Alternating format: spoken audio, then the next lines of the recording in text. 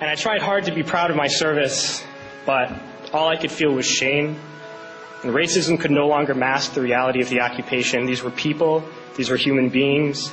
I've since been plagued by guilt anytime I see an elderly man, like the one who couldn't walk, who we rolled onto a stretcher and told the Iraqi police to take him away. I feel guilt anytime I see a mother with her children, like the one who cried hysterically and screamed that we are worse than Saddam as we forced her from her home. I feel guilt anytime I see a young girl, like the one I grabbed by the arm and dragged into the street. We were told we were fighting terrorists. The real terrorist was me, and the real terrorism is this occupation. Racism within the military has long been an important tool to justify the destruction and occupation of another country. It has long been used to justify the killing, subjugation, and torture of another people. Racism is a vital weapon employed by this government. It is a more important weapon than a rifle, a tank, a bomber, or a battleship. It is more destructive than an artillery shell, or a bunker buster, or a Tomahawk missile. While all those weapons are created and owned by this government, they are harmless without people willing to use them. Those who send us to war do not have to pull a trigger or lob a mortar round. They do not have to fight the war, they merely have to sell the war. They need a public who is willing to send their soldiers into harm's way. They need soldiers who are willing to kill and be killed without question.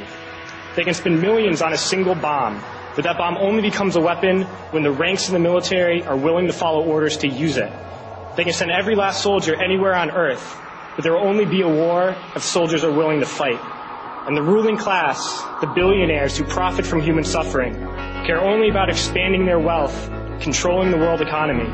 Understand that their power lies only in their ability to convince us that war, oppression, and exploitation is in our interest. They understand that their wealth is dependent on their ability to convince the working class to die to control the market of another country. And convincing us to kill and die is based on their ability to make us think that we are somehow superior.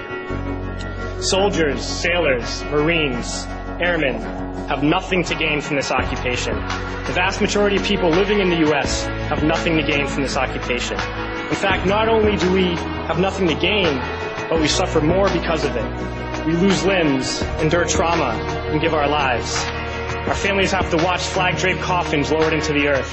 Millions in this country without health care, jobs, or access to education must watch this government squander over $450 million a day on this occupation.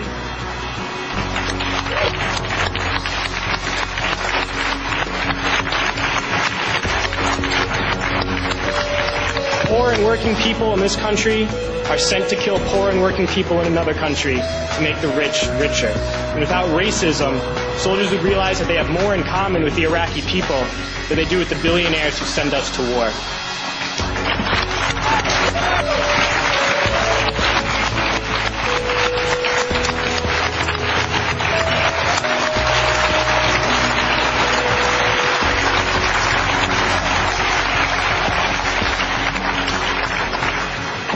I threw families onto the street in Iraq, only to come home and find families thrown onto the street in this country, in this tragic and unnecessary foreclosure crisis. We need to wake up and realize that our real enemies are not in some distant land.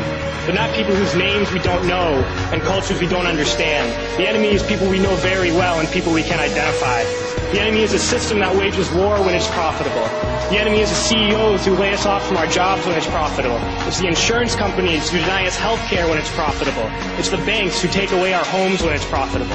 Our enemy is not 5,000 miles away. They are right here at home. If we organize and fight with our sisters and brothers, we can stop this war, we can stop this government, and we can create a better world.